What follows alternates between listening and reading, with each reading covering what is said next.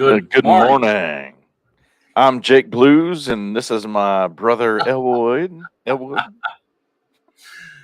Uh, we're on a mission. on a Mission mission from from God. God. How's everybody doing out there today? If you're wondering why we're on a mission from God, that's because of this comment from Jeremy at I Got Your Six. Time for shenanigans with Jake and Elwood. Yeah, there you go. I love it. Thank you. Morning, That, everybody. that was funny. That was funny. I Yeah, like we were kind of laughing about that right before we went live. So, we get to see the comments I'm like, before too they bad we happen. didn't have shades and our black coats and hats. Shades, black jacket, and unfortunately, I ain't got the right hat. I just got my Elevate hat. So, yeah. How's everybody doing out there? Yes. Thanks for how's it going? joining us. Today, we are going to continue our talk about showing up without a plan is not showing up True. because we talked way too much last week. So, Well, we had a lot of we're great gonna, questions too. So, yeah, we did.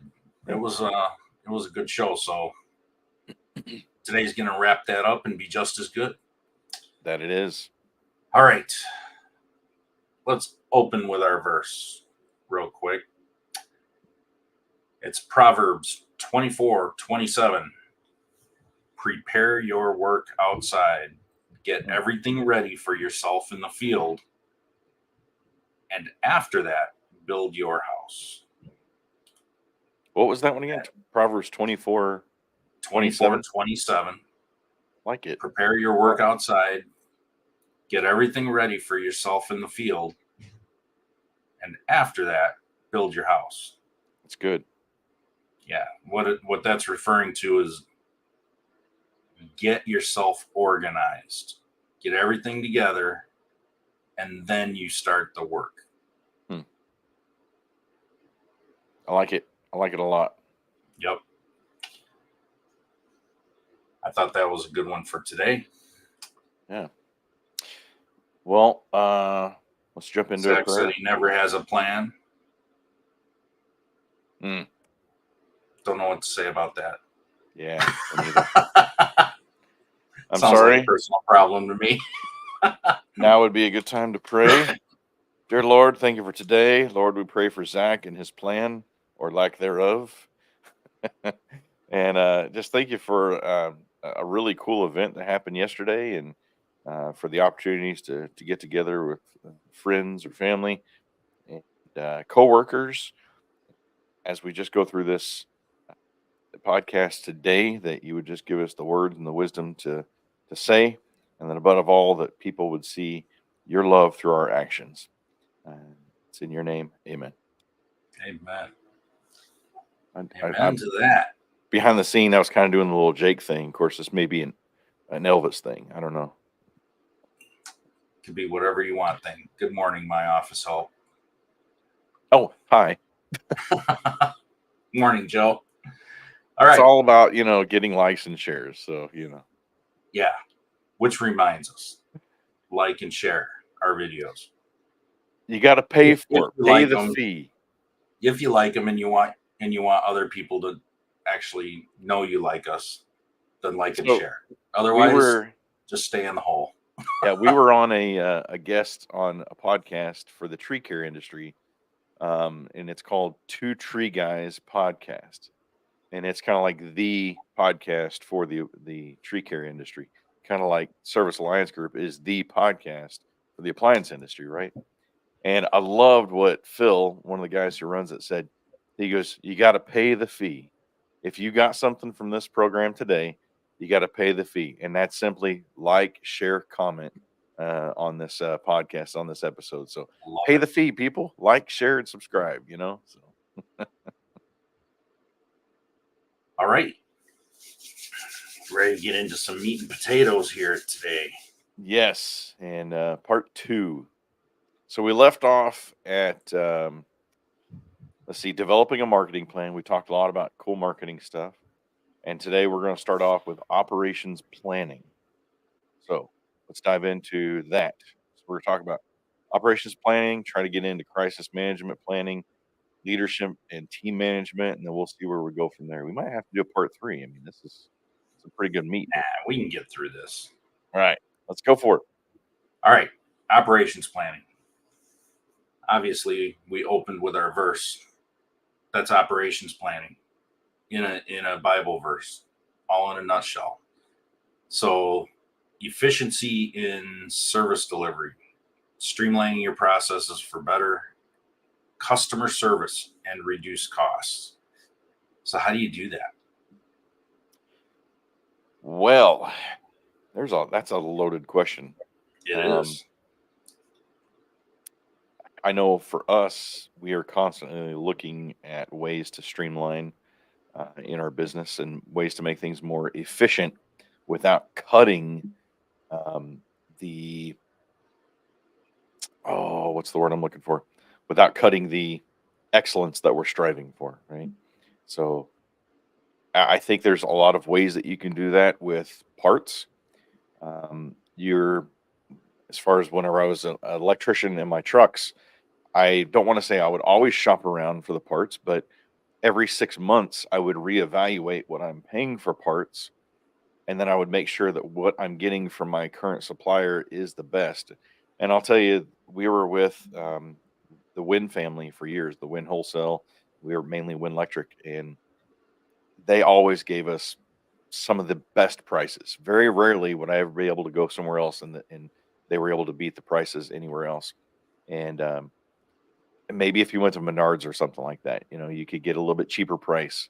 But so we stuck it out with the Win Electric for a long time. So definitely looking at your parts cost and reevaluating that. I did it every 6 months. In the appliance world, maybe you need to do it every 3 months. I'm not sure what that looks like for you, but reevaluate your parts cost, I think, is a good one to look at. Reevaluating your pricing. That's another one I did every 6 months. And so every 6 months I would reevaluate.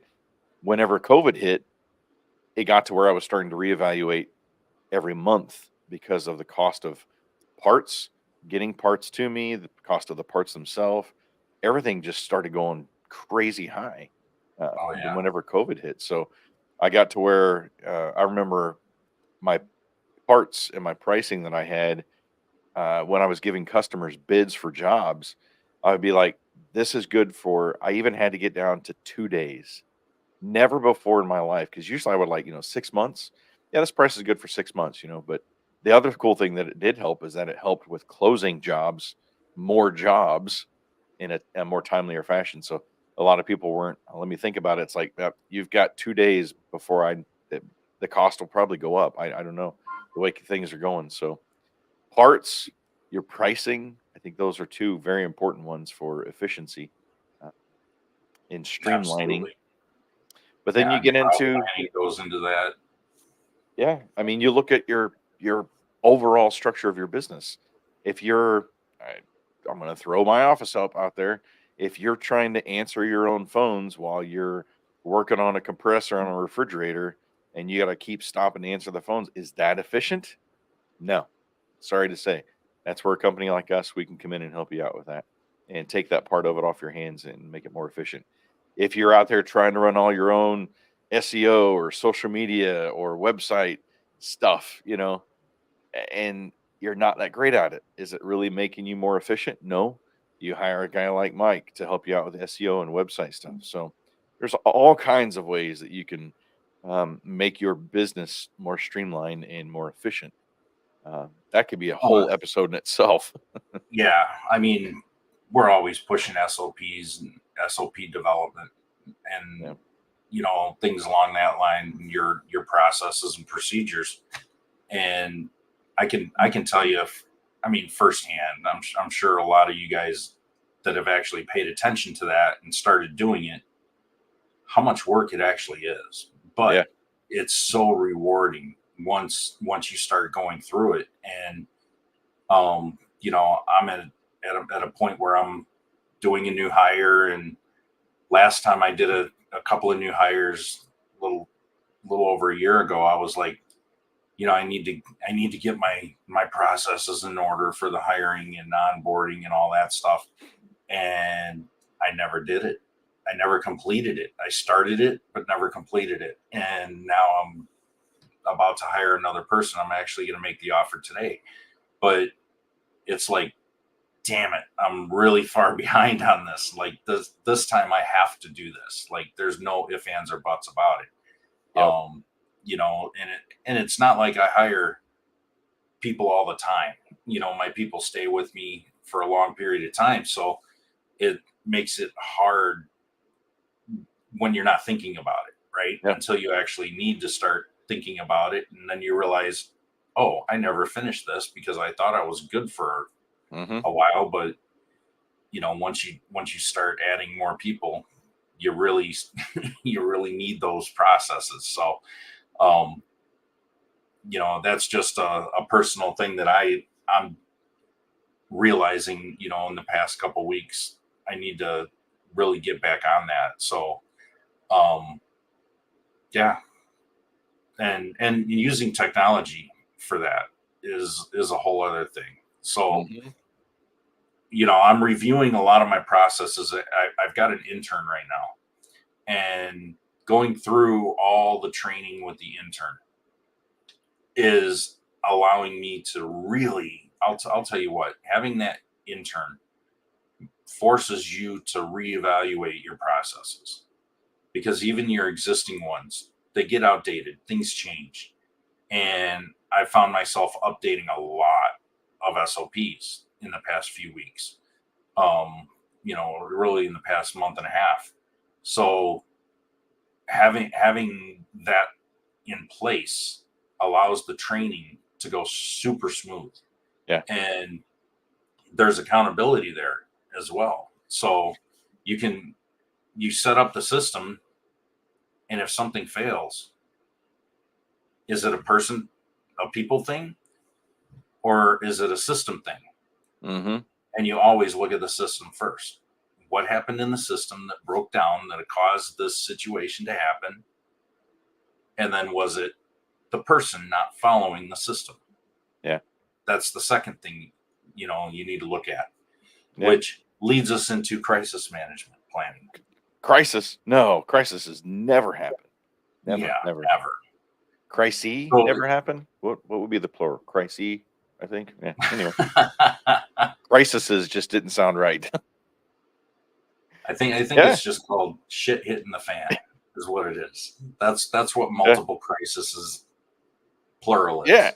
So that's something that I don't think we talk about enough in our businesses. Like what's the emergency preparedness plan? Like if a tornado hits or an earthquake hits, or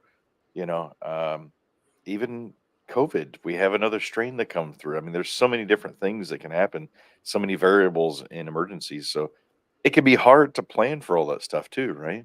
So what's some of your thoughts? I mean, we all went through it with COVID. That was a crisis. Nobody knew what to do. Nobody knew what was going on. So me being in the digital world, I obviously look at emergency preparedness for that type of stuff. What if you're one of those people out there, and I know that there are plenty listening right now that are doing this. What if you're one of those people that uses the same damn password for everything because you don't want to use a password manager, to try and remember? You don't need to remember all these different passwords if you use a password manager. So what password manager do you recommend? I use one called 1Password. The number 1 and then password. Okay. And I have found it to be awesome. Subscription service, or is it free? Yeah, I pay for it yearly, and my entire team is on it. We each have different folders for all the things, so I can give my team, certain team members, access to certain passwords for certain sites. I think we can all agree passwords suck nowadays. Passwords and usernames for everything. Yeah. It, So 1Password. I've used LastPass is another one. it's a that we use competitor to sometimes. LastPass. It's very similar to LastPass. LastPass is really good.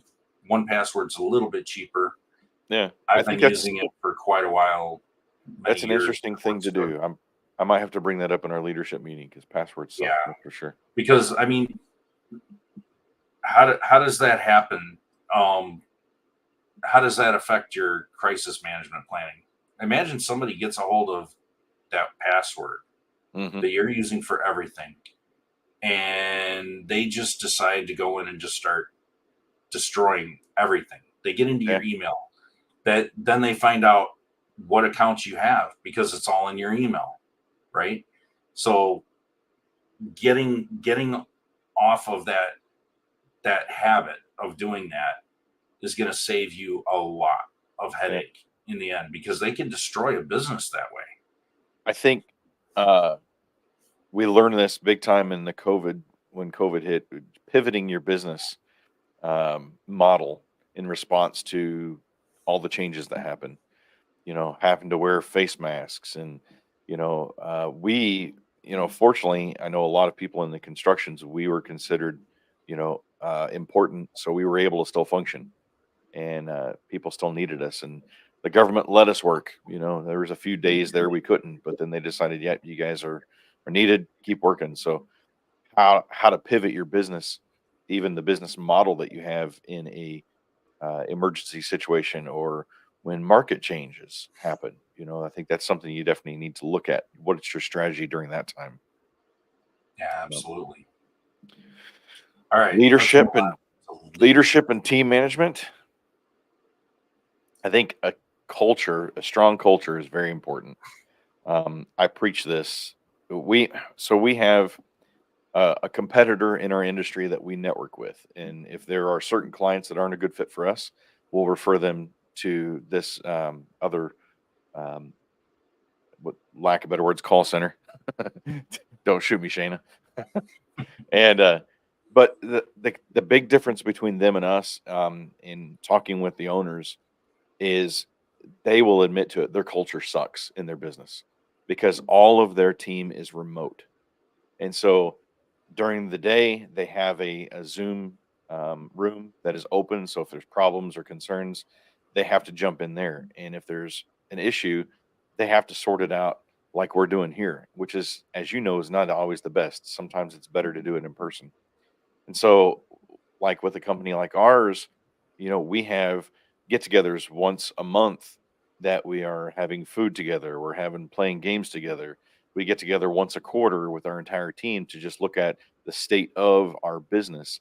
Here's where we're at. Here's where we're going. Here's where we've been.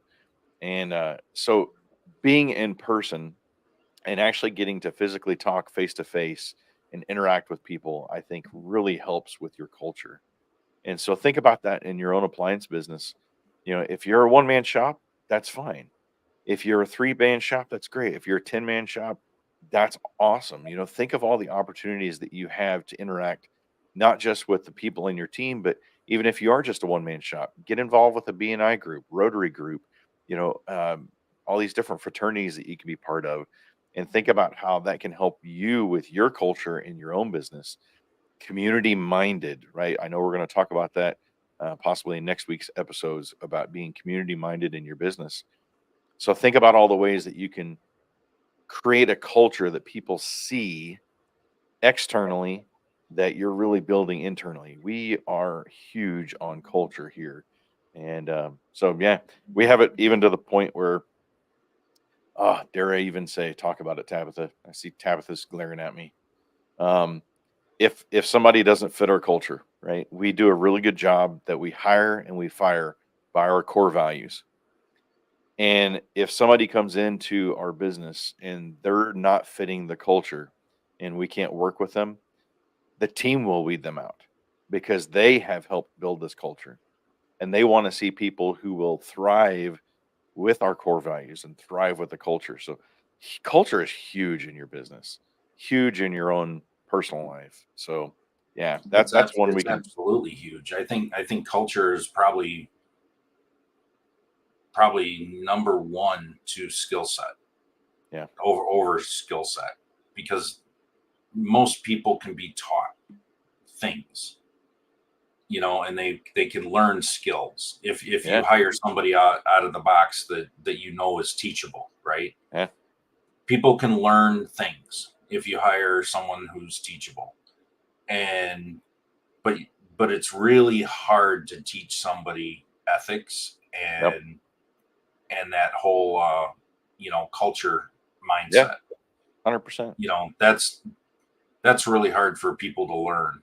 They when you're young, you have to grow into that and kind of work in that environment to kind of get it. But if once you're a little bit older, it's really hard to find people that have that mindset. Mm. In my experience, anyway. Yeah. You had mentioned, learning. I think continuous learning is an important one. Um, the development of not just your, what we're talking about here with your attitude and your professional skills and talking with people, but also your um, development of your technical skills as well. Um, there's all kinds of training out there. I'll If it's okay, I'll mention it. Encompass Day is coming up, is right around the corner. Um, I've got a little thing on there if you want to throw that up. But Encompass Day, it's a day of appliance repair training. It's free. It's happening April 19th and 20th in Lawrenceville, Georgia, at Encompass's supply chain place down there. You can go to encompass.com, click the little training icon to register. Again, it's free, and head down there and check out. There's some training. There's all kinds of trainings. You go to ASTI, you go to PSA, you go to, I mean, you guys put on training events, and the last one you did was more business mindset, right? So there is tons of training out there. There's no excuse for you to stop learning and stop growing personally and Yeah, and I professionally. mean, a lot of times everybody starts out as a tech, right? But if you're a business owner, you need to stop thinking like a tech. You have to stop thinking like a tech. There's Hmm. no ifs, ands, or buts about that. You're not going to completely lose that skill if you learn more business focused things, Yeah. because you have to learn how to be a business owner. And along with that comes a whole different set of skills. And you need to start really thinking about how you're going to shift away from being a technician in your business to a business owner. And when I say technician, I mean, I'm not talking about somebody going out and fixing appliances, or being a mechanic or anything like that. Like, I had to do that. I was a technician doing digital things. It's building the websites and doing the SEO and things like that. I had to take a step back and say, I have to stop doing a lot of this. I have to hire employees to Yeah, replace myself in that for sure. role so that I can focus on learning and doing business things, that really are going to matter to move my business forward and grow it. And that's a huge shift in mindset. But there's Yeah. so many people that just cling on to being a technician because it's what they've always known, and they like doing it, and they can just put their nose down and not have to deal with all the other stuff. Yep. But if you're going to do that, get a freaking job. Just go work for somebody else. Stop trying to work for yourself and say, I have a business, Yeah. because you don't. You created a job for yourself, Yeah. and that's all you've done. Mm, But if you that's good. truly want a business that's worth something and that you could hopefully sell someday, that actually has value, and retire and have multiple people and be able to take vacations without getting customer calls all the time, you have to start making that shift into business ownership instead of being the technician. Come on, So preach, preach, Mike Carson, preach. I am, because I'll tell you what, it's really important. Yeah. And if somebody would have beat that into my head early on, I think I would have gotten, I'd be so much further along, right? Mm, Like, I've made these mistakes of being the technician, working in my business instead of on my business for far too long. Yeah. And, you know, I'm kicking myself in the ass at this point for not doing it earlier and not figuring that out on my own somehow earlier, or having the mentorship, Yeah. you know, to teach me those things. So that's why I'm so passionate about it. And I want to kind of beat that into your heads, because you're Well, never going to grow. You're going to just flatline. You may have sales increases, but your business will never grow, no matter how much your sales increase. yeah. If you don't start getting out of that mindset, you have to replace yourself as a technician.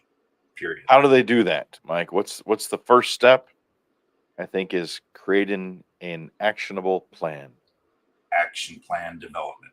Absolutely. Actually, so Good you segue. guys, yeah, so we had talked before. Again, what's the first steps for me? It's core values, core mission statement, core focus, right? You guys did a 1-day workshop on just the strategic business basic stuff, right?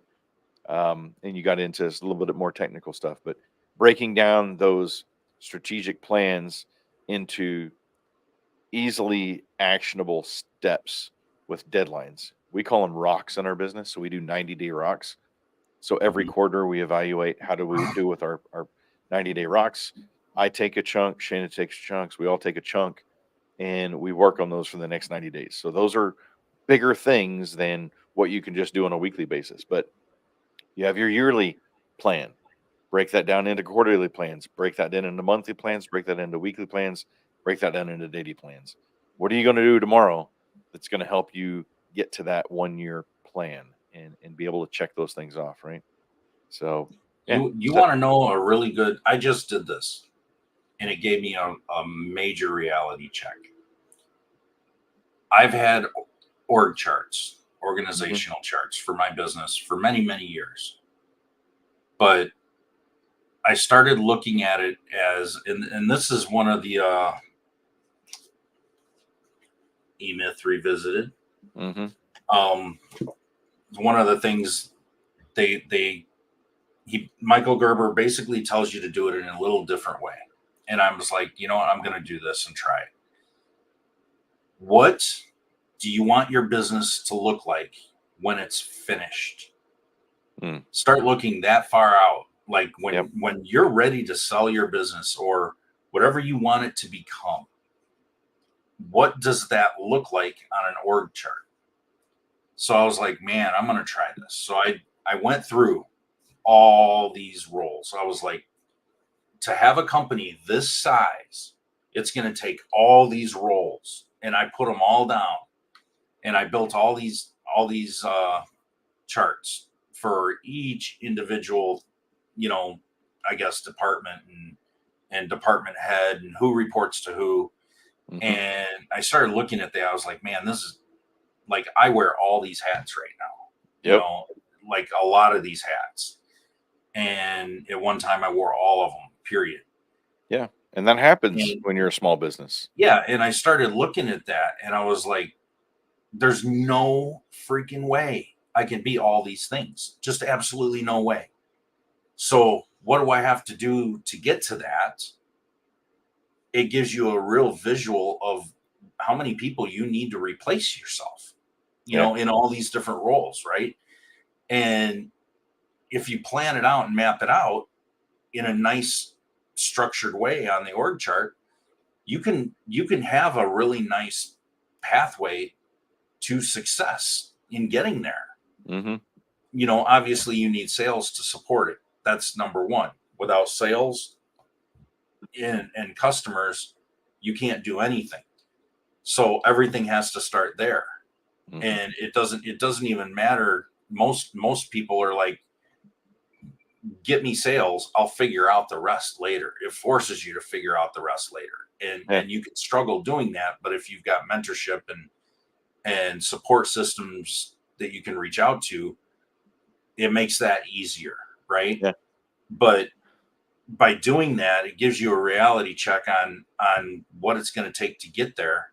But that's allowed me to really have a strategic plan in place to get there. And it may take me 3 years, it may take me 5. Yeah. but that's where I want to get in the next, 3 to 5 years. You had mentioned a little bit about your community, right? And I think that's another good aspect, leveraging your community, your networks, um, building relationships with other business owners, like what we're doing in the Service Alliance group. Your suppliers, that's a huge aspect to lean on. Your Absolutely. other industry experts, right? There's a ton of them in this, just in this group alone, that have been there, that have done this, that have done well, that are still struggling and still want to help, right? Um, And so even outside the industry. yeah, so I mention this a lot. We were talking beforehand about Tommy Mello. He's a garage door guy, and he's going to be on, hopefully on a future episode here. I've had Dan Antonelli, who is a branding guy, and I've had him on my podcast. I've talked about it before. There's a book by Ron Smith called HVAC Spells Wealth, and it doesn't matter what industry you're in. Appliance repair spells wealth. Electrical spells wealth. Right? It's the business basics. It's the fundamentals to get you to that next step. So leverage your community, your networks, books that are not specific to appliance repair, because there's not a whole lot out there. you know, Look at what other books that you can just plug in appliance repair spells wealth or whatever it may be. Yeah, I mean, there's so many books out there that relate to the service industry, and even ones that don't may not appear to relate to the service industry. Leadership books will always Oh yeah. always apply to any industry, period. Yeah. So go out there and Being expand your knowledge and your mind, by what are getting you engaged with what that are you stuff. doing in the community, right? To build your community engagement, to build that network, right? I know a lot of guys in the appliance world, they get involved with BNIs, right? It's a networking, business networking international, I think is what it's Yep. technically called. And yeah, there's a fee to it, but I mean, 3 service calls and you've got your fee paid for, depending on your average ticket. We joined a local BNI for the AI product that we have, and it's helped, right? So, but it's not just that; it's being involved in, like I mentioned, we're involved with Rotary, Elks, other fraternities. We were involved with local, like we have one called Marion Connects here in our area, and it's just once a month they have on the third Thursday they have a community events, and they have different businesses that help sponsor it, put it on, and it's just people in the community gathering together to have some fun, right? And so it's a great way to get your name out there, but it's also a great way to network. I've met some really cool people in the business world from that. One of them who does monthly, we call them lunch and learns, and this week he's doing one called the Art of Schmoozing, and so it's a 1 hour come and let's talk about the art of schmoozing, right? So it's ways to learn, but you're also getting yourself out there in the community. So what else are you doing in the community? How are you giving back in the community? I'm involved in, like, with the Shriners, and one of the things I do is I'm a road runner. I take people to and from the hospital, the St. Louis Children's Hospital. I've never got to do one yet to Chicago. I'd love to do a Chicago run, but that's usually an overnight. But we help, we give back, right? We have the big Shriner Circus that we're involved with. So a lot of community minded events that we get involved with to help give back. And that in turn, do a good turn daily. That's the old Scouter slogan, but it does. I mean, it'll come back to you. Um, Doing a good turn daily. So Absolutely. And I mean, how another thing that I want to mention is, how are you making yourself memorable in your community? yep. I mean, that's what a lot of people miss. They go out and do all these things, but they just blend in. But what are you doing in your community that makes you stand out? Are you the one organizing something and making it not all about you? Make it about, whatever the charity or the function is. Hmm. But how are you standing out and making it fun or something like that, right? Yeah. Like I used to put on a car show for our church, and it was once a year, and it was a big community outreach type event. And I did so many different things. I made it. I'm a big gearhead. So I went to a lot of car shows and Mm-hmm. swap meets back in the day. And I'll tell you what, they were so boring to just sit there. Mm-hmm. And I was like, these car shows suck. And in every single one they were like clones of each other. Yeah. And when I got approached by my church and they said, "Hey, I want to have a car show. Would you mind leading it up?" And I'm like, "Yeah, but we're doing it my way." So we made it fun, and we literally made it so unique. We actually gave an award away for the worst car Oh, on wow. the lot. Not like everybody wanted to win a trophy. We called it the Lemon Award, and we gave away the Lemon Award to like the worst car on the whole lot. And these people were proud to receive it, actually. Some of them. That's interesting. It was interesting, but it made it fun, right? Yeah. And it changed things up. And we'd make people actually do things and have contests to actually win a door prize rather than Yeah. handing out tickets, and getting your lucky ticket. But I can see where you're not like just that, getting the. I can see where you're not just getting the super nice cars. You're getting the average cars, the not so nice cars.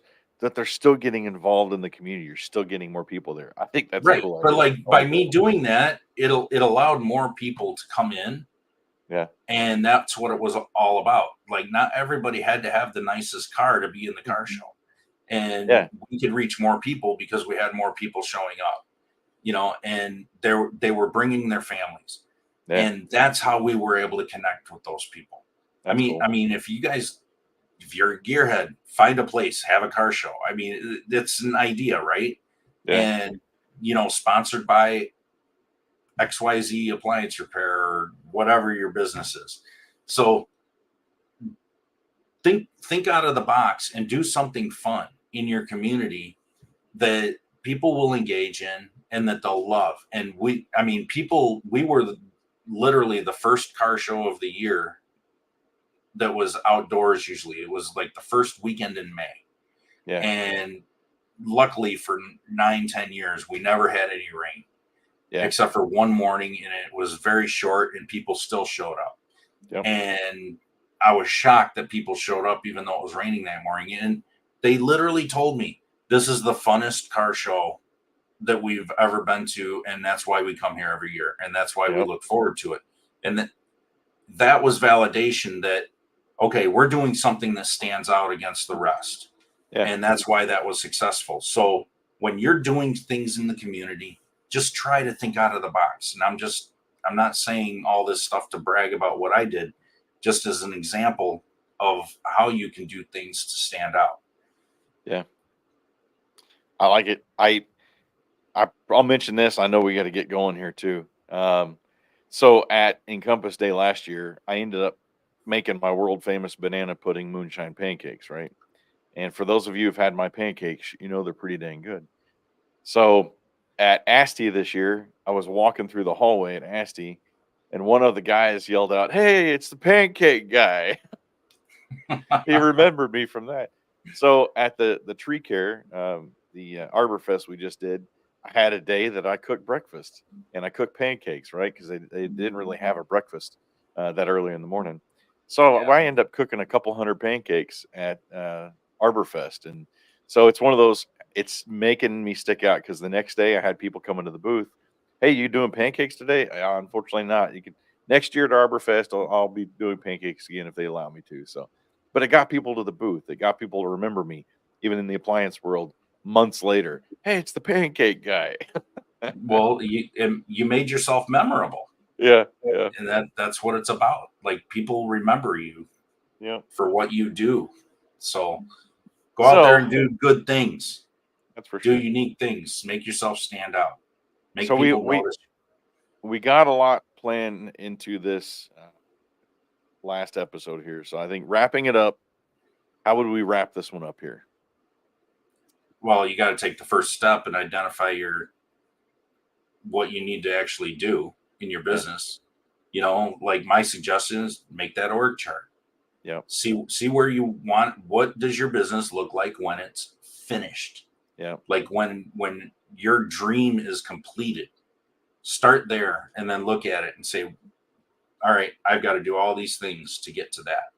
Good And stuff. it may take me years to do. More than likely it will. It should take you years. You don't want to do it too quick. No. And get into a space where you're accountable. Get into some kind of like circle group, small group, mastermind group, whatever it is, Yeah. million words for the same thing, but get into an accountability group. Yeah. All right. Well, this has been good. Part 2. Next week we're talking about. I actually don't know. We have to ask Zach to Oh, let us we're know. not- I think we're not diving into the ripple effect that we was talking about. I think that'd be a good one. it could be. We could do that. All right. So we'll leave a cliffhanger. Yeah. So join us next week, next Tuesday. All right. Y'all All make it right. a great day. Have a good day, everybody.